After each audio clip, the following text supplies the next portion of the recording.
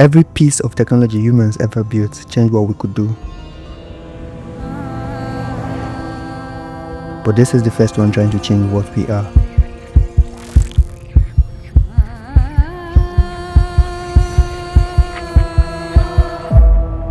Neuralink. Elon Musk has just put a computer chip in a human brain. Neuralink brain chip essentially allows a form of telepathy. It means people can control a technological device like a phone or a laptop by using their mind.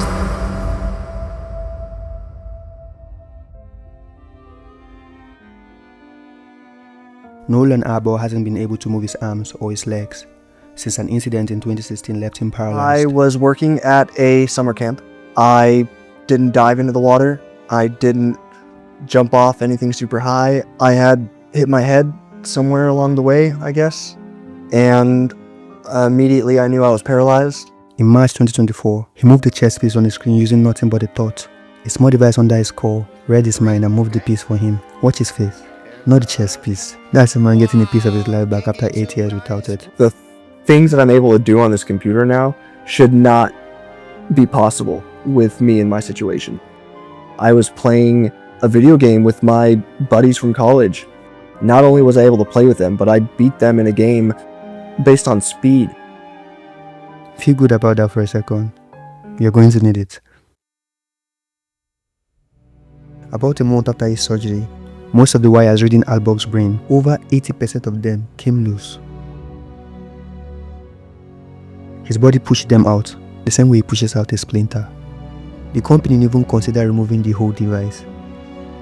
Just before this became public, one of the people who helped build it, a surgeon, one of the company's own founders, had already quit. He said the reason he left was about safety. Arbaugh didn't get to walk away just like that. He kept using the device anyways, because it was already inside his brain.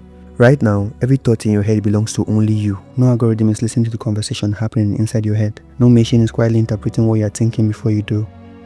But Arbaugh gave that up on purpose, and he will do that again. Most days, he's not only using it to play chess, he's using it to check email, reply a friend. It seems ordinary, but to him it's not. All those beautiful moments all depended on something that almost failed in his skull. And somehow, that made everyone even more impatient to build the next version. The different axes with, I don't know, it's pretty incredible just to think about. It's a really good feeling seeing what that thing's capable of. It was incredible to be able to just gesture with an arm again, gaining functionality that I thought was gone forever was so incredibly life-changing. How's it feel, Audrey? life-changing. Life-changing. So why does almost nobody in the industry want to slow down?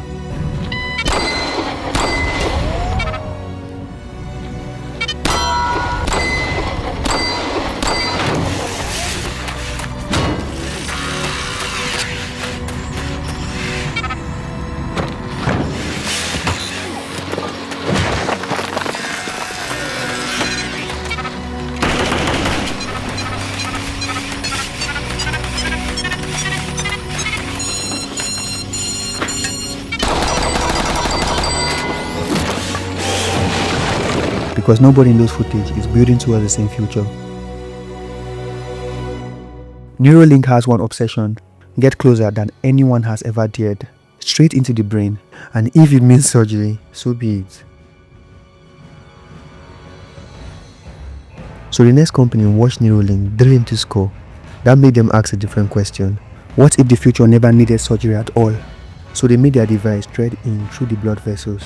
An investigational device, the stentrode is inserted via a catheter into the jugular vein and manoeuvred into the brain without the need for open brain surgery. The sensors are built onto a self-expanding stent that engages into the wall of the vein and which is designed to maintain blood flow. Over time, cells may gradually grow over the sensors and incorporate them into the tissue. The sensors are placed immediately adjacent to the control center in the brain, known as the motor cortex. The patient may be paralyzed, but their motor control center can still be activated simply by thinking. The system is designed to transmit these brain signals out of the brain, out of the vein, and into a unit implanted under the skin in the chest. This unit is programmed to pick up brain signals continuously. They raised over $300 million.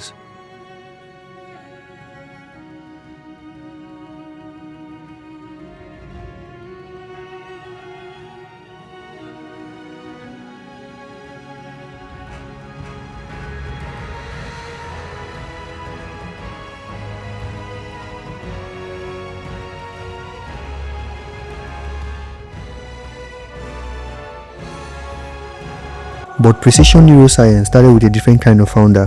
What would it take to restore their movement, to give them back their voices? The man who helped build Neuralink looked at everything they've created and quietly started over. The traditional methods of placing electrodes in and on the brain usually require making a hole in the skull. This is not an appealing prospect for most people. His device doesn't go inside the brain, it sits on top of it. Started precision, there was a view that you needed to penetrate the brain in order to build a powerful BCI system. Even the smallest BCI electrodes that are out there do destroy some neurons when they're stuck into the brain. And then there's a fourth player.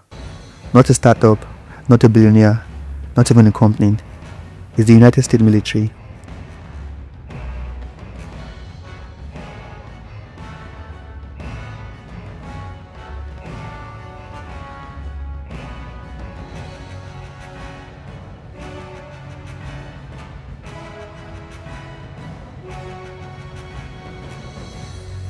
Through DARPA, they are funding their own generation of brain-computer interfaces across 6 research institutions, including Johns Hopkins and Carnegie Mellon.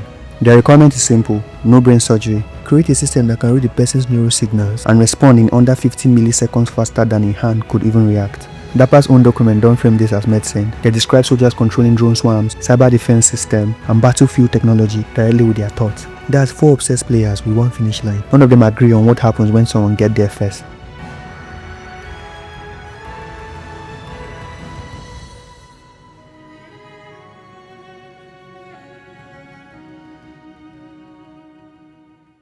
I mean, you could save state and restore that state into a biological being if you wanted to in the future. So forget everything you've been worried about and ask yourself this question.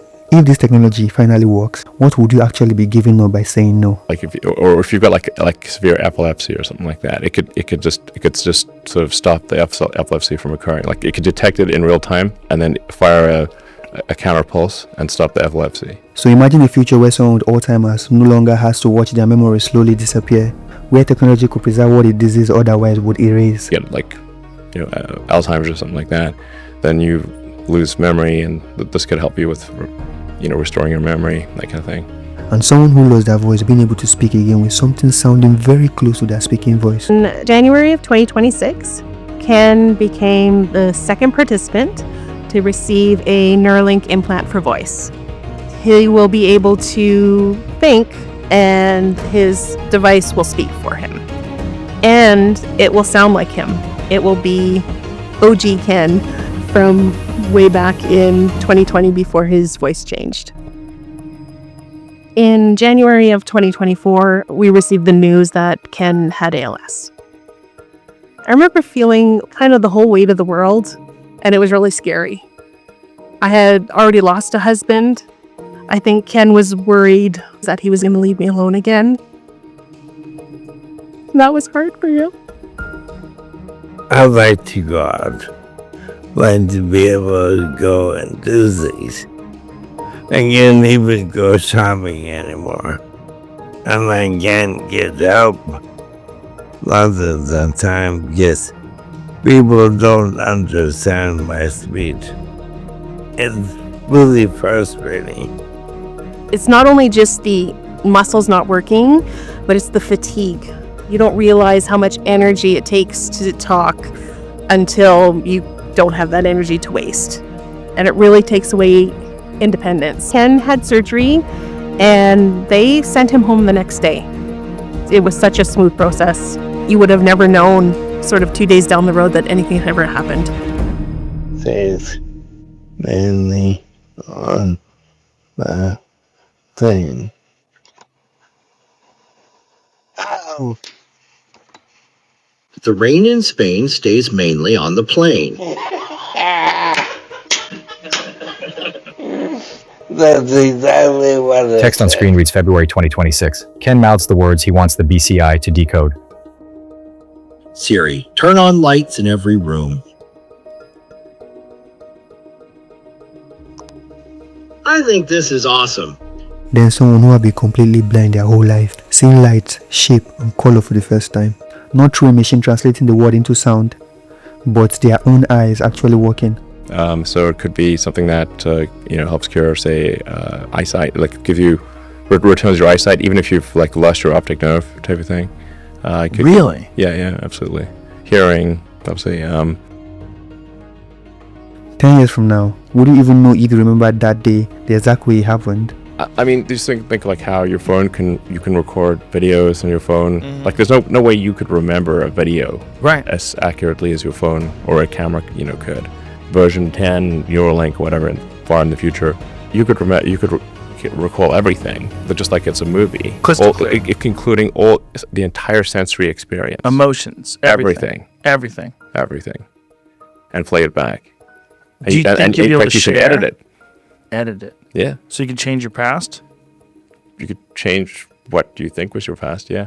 So here's a hard question underneath that. If this really could end Alzheimer's. Restore limb functionality. So if you've got interface into the motor cortex and then an implant that's, say, that's like a microcontroller in your muscle groups, you could then create a sort of a neural shunt that restores somebody who's a quadriplegic to full functionality.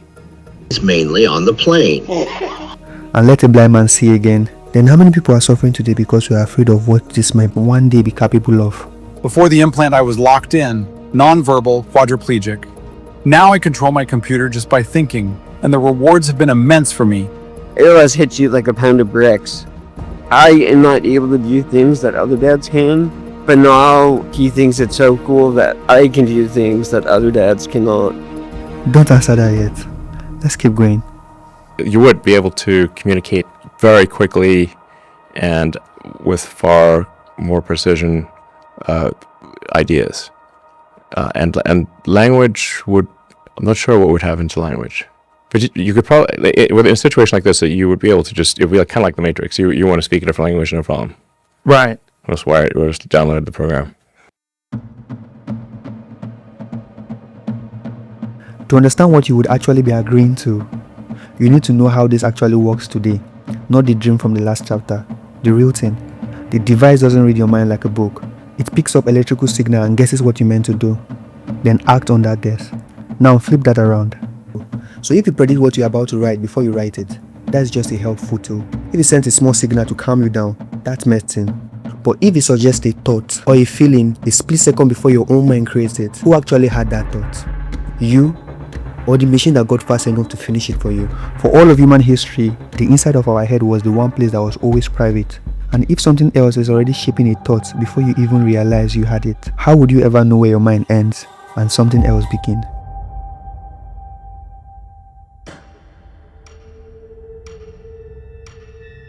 Somewhere between $10 and $15 billion. That's what Neuralink is worth right now.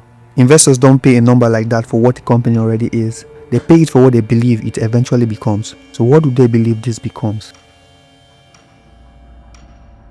Here's the part almost nobody watching a chess demo stop to check. The number of people in the world who are paralyzed is real, and it's a tragedy, but it's a small fraction of the entire population. Even at $40,000 a procedure, the market doesn't get anywhere close to justifying a $15 billion valuation. So either the investors made a very bad bet, or paralysis was never their actual market. The company's own material said so directly. We're starting off with reducing human suffering. Our first product is called telepathy, and that enables someone who lost the ability to command their body to be able to communicate with a computer. Then hearing, then psychiatric disorder. Physical device I control. was moving the different directions and the different axes with, I don't know, it's pretty incredible just to think about. It's a really good feeling seeing what that thing's capable of. Really, in the first few versions, all we're going to be trying to do is solve brain injuries. Then one phrase stopped me cold. Consumer wellness. Nobody using those words is talking about treating diseases anymore. And then ultimately, I think this helps mitigate the civilizational risk of artificial intelligence. your ability to communicate is very limited by how fast you can talk and how fast you can type. And what we're talking about is unlocking that potential to enable you to communicate, like I said, thousands, perhaps millions of times faster than is currently possible. This is an incredibly profound breakthrough. This would be a fundamental change to what it means to be a human. In October 2025, Elon said the first one to receive this device might get an upgrade. He also predicted that people using it would soon outperform humans at fast reaction tasks. A human bandwidth output is less than 1 bit per second over the course of a day. So there's 86,400 seconds in a day. It's very rare for a person to do more than 86,400 bits of output per day. After writing all this, my honest thought is, maybe this was never about disability. Maybe disability was simply how this technology could enter the world without frightening anyone. So let's assume this becomes a subscription instead of a one-time surgery. The surgery is free. Wow, okay. Yes. Okay. And then for the streaming, we run a subscription model, so it's $300 a month. What happens to the thought already running through hardware you can no longer afford? You're running ads through me? You're like giving me like commercial fucking Tourette's? Okay, not all the customers appreciate the messages. Ads! Those are ads, not messages. Hot new fall Nikes, just $200 now at Foot Locker. And the truth is, families that stay together bask in the glow of Christ's heart. For more information on faith-based family counseling, visit christsheart.com. Can we opt out of this shit? Of course you can. Yeah, all you need to do... upgrade to Rivermind Plus. That is right, Amanda. Upgrade. We can't afford that. You people are sick.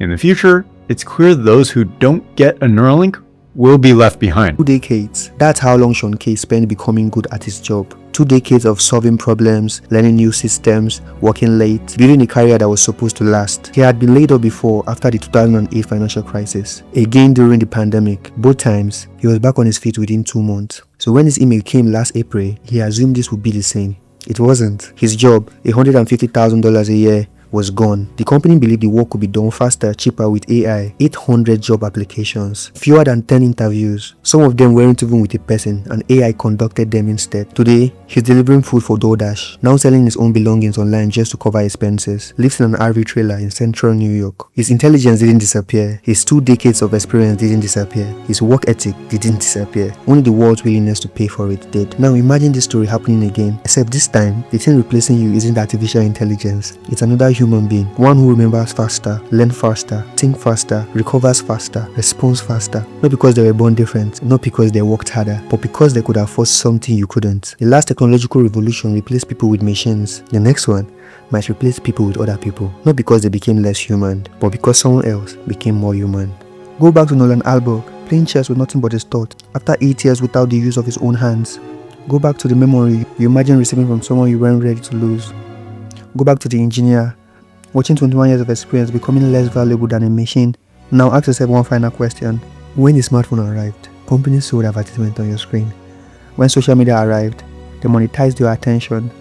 When streaming arrived, they turned entertainment into subscription. So if the next computer isn't sitting in your pocket, but inside your head, what exactly gets sold then? While you're in sleep mode, our servers are harnessing your spare processing capabilities to help with the overall workload. So you're using my brain to power the server? Advertising space? Feeling over the hill? Don't panic. There's hope for you.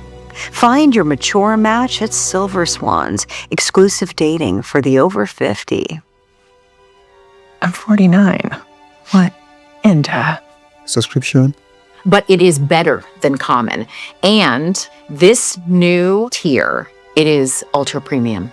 We call it Rivermind Lux. Premium thought or software update for the human mind.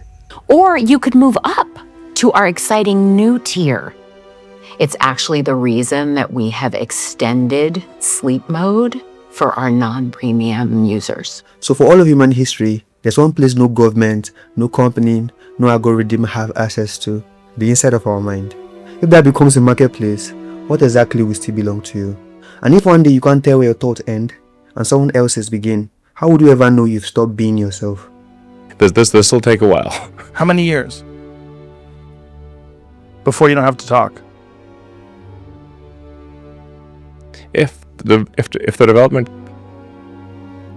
continues to accelerate, then maybe like 5 years, 5 to 10 years. That's quick.